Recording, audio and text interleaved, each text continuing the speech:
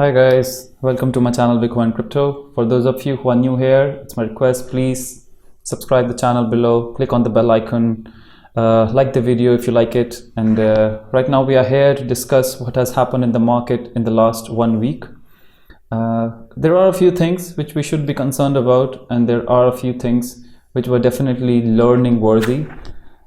So yeah, we will be having a small market update of the last week, and 3 or 4 lessons which we should remember, 3 or 4 coins which we can look after in the coming, I would say, next 6-7 months. So yeah, let's begin. As we see in the Bitcoin chart, yes, the fall we saw last month, right from $43,000 to here back to like 33, which was pretty bad, and we all were kind of panicking what has happened in the market. In one of the videos I explained that yes, there were liquidations, the panic in the market was still high, and people were not showing any healthy signs of reversal. Right now, yesterday Bitcoin do touch $38,000, but in the end it is also not a big recovery. It is not enough.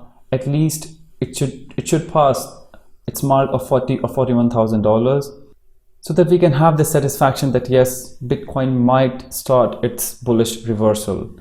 But for now, there are no signs. What can we do in this time? I'm still waiting for the market to act in a positive manner. This is a very small growth, but this is not enough for the market or for even me to show that yes, there is a bullish reversal there. But there are a few coins I saw which showed positive movements, and it was quite strange to see that many of the Web3 coins, which are especially dealing in this decentralized storage or Web 3.0 economy, they were showing some good movements. One of them was RV, and the movement it showed in the last 3-4 days, it's pretty solid. It's pretty good. So another, yes, definitely a good project to research about. And go ahead, look what RV is about, how it is making data storage more sustainable, more permanent, and definitely quite away from these centralized storages. There are many other coins like this too, like Filecoin storage, etc. But yes, RV has built a unique solution. I really like this project. So yeah, please go ahead and research about it. Next is Flow. Flow is another great project I saw, showed a very good movement right here. I am holding a small amount of Flow. I bought it at a dip around this price, around like $5, and today it is at 6.72, which is good. I saw that I think UFC or something, some NFTs were starting to come on Flow, which made me really bullish about this project. And also for the Web 3.0 ecosystem, it is a pretty solid project to hold for next 2 to 3 years. So please go research on its fundamentals and see if you like this project. Definitely go for it. One coin which we recently saw dipping was Terra Luna. Everybody was quite shocked that why is Terra Luna dipping so bad? Why is it in this kind of decline? Its other competitors like Solana and Avalanche, Polygon, they were not showing declines like these. Terra Luna, yes, it was kind of stable near $65, $64, and then suddenly it dipped to 47.4. I personally bought Terra, small amount of Terra, at $48, but the reason being 48 Terra is a steal for me. The question comes, why was Terra dipping?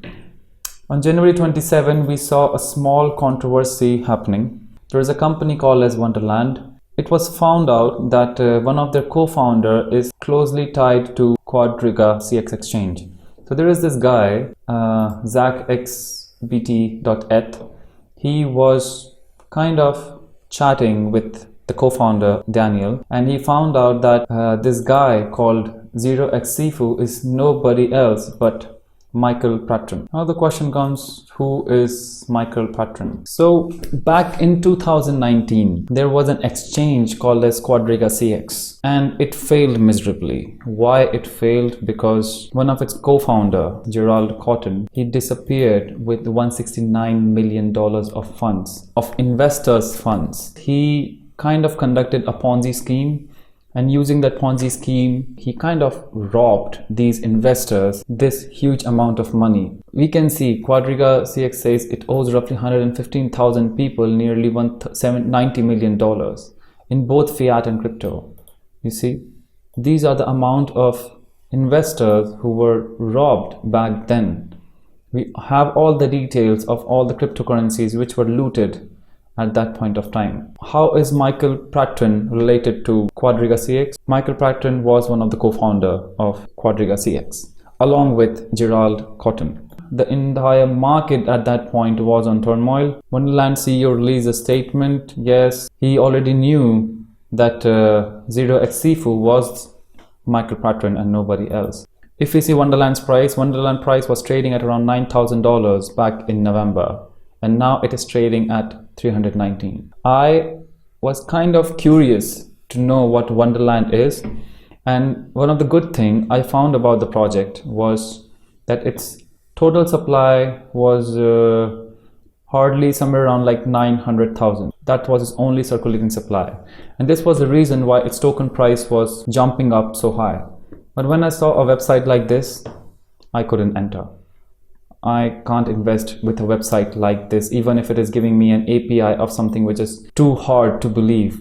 But other than that, our question was, why is Luna's price affected with this all Wonderland's controversy? So Terra has a stable coin called as UST.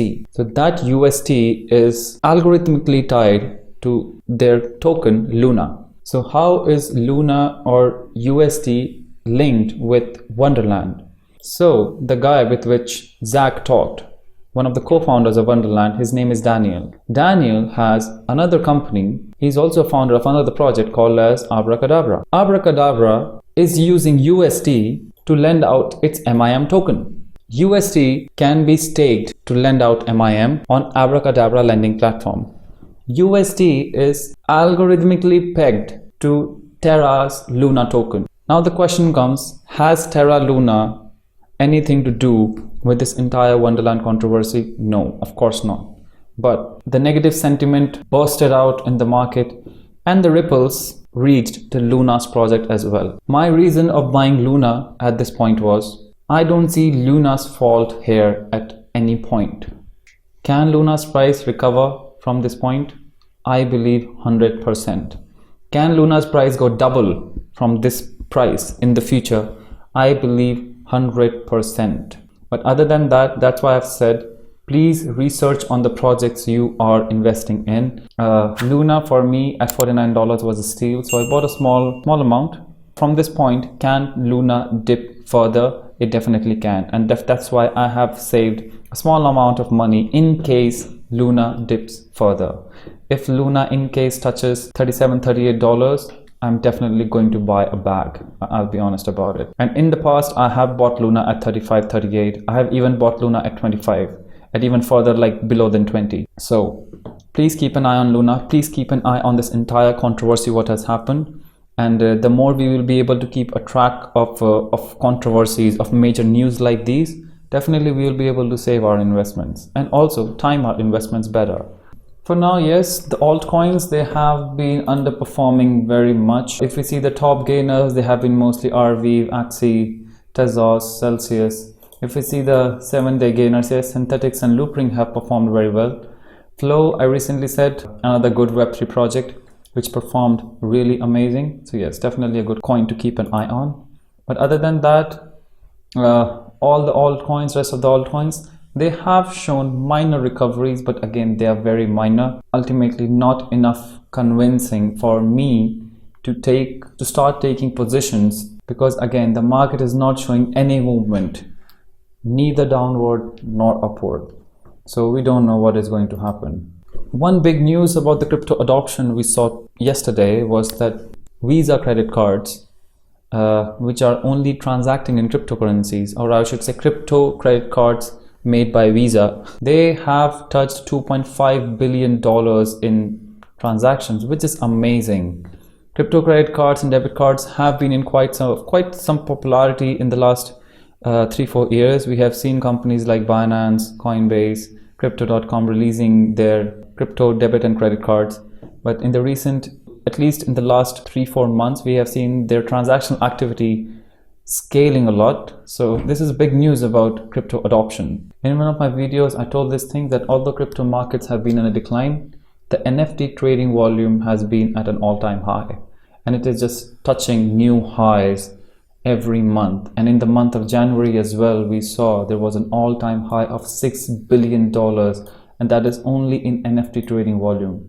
Again, the NFTs are gaining interest so much, and here we can see this. You see, the total is $6.67 billion, and obviously the maximum, the leader in the space is OpenSea, and it is going to be.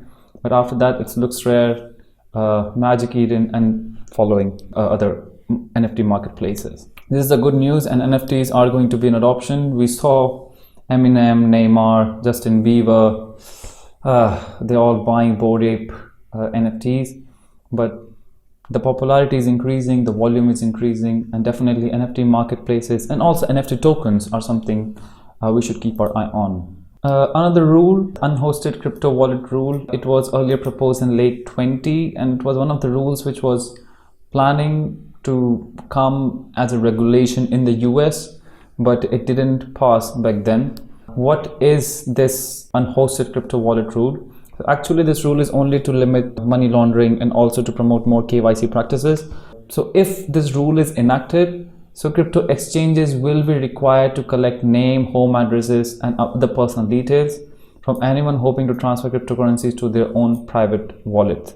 Again, the only most important reason of implementing this rule is government wants to limit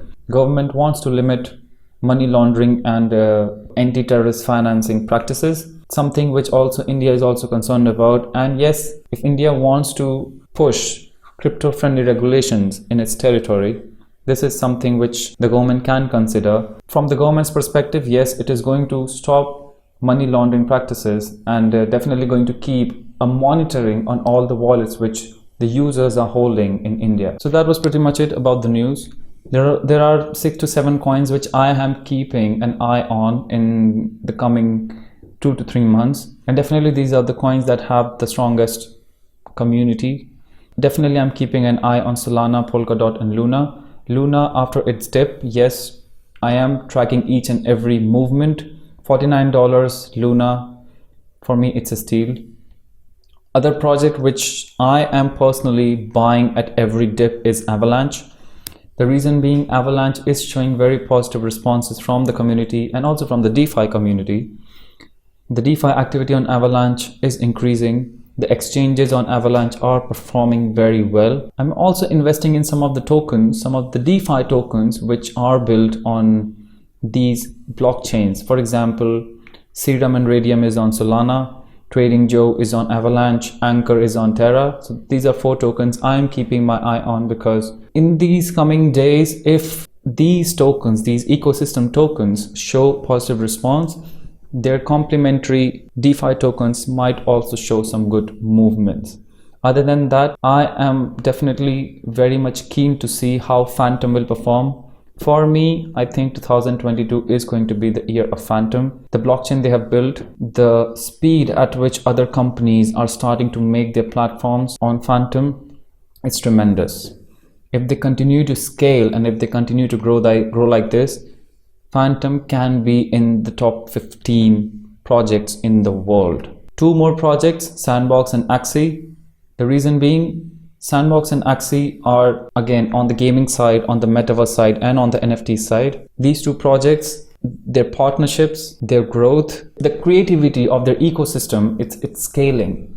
And that's what I personally want in projects like these, where the creativity should scale. If the creativity would scale, the users who are joining their platform will also scale for gaming, for NFT trading, for let's say living on the metaverses, for trading on metaverses. So yes, 2 other projects which I have my keen interest on. Other than that, some of the few Web3 projects, Flow, which I already talked about, Helium, Flux, another good project, and a little bit on Immutable X. Immutable X only because again it is trying to scale the NFT ecosystem. So yeah, that's a wrap. That was pretty much about today. Please track the markets, please keep an eye on the prices, and please be patient in your investments.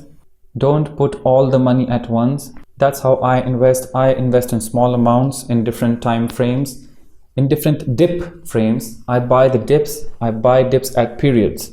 Every time the market dips, I buy a small amount. This is how I create SIPs. My SIPs are not based on time. My SIPs are based on dips. So please track the markets, track the dips, research on the projects as much as you can. Don't invest before researching. Invest something which you are definitely comfortable investing. Start your journey with a small. As you grow more confident, keep increasing your money with time, but more importantly, research. Please subscribe my channel. Again, I'm trying to make as informative videos as I can. Your support will definitely give me more motivation and will help reach this information to wide range of audience. So please, yeah, thank you guys. Have a great day. Namaste.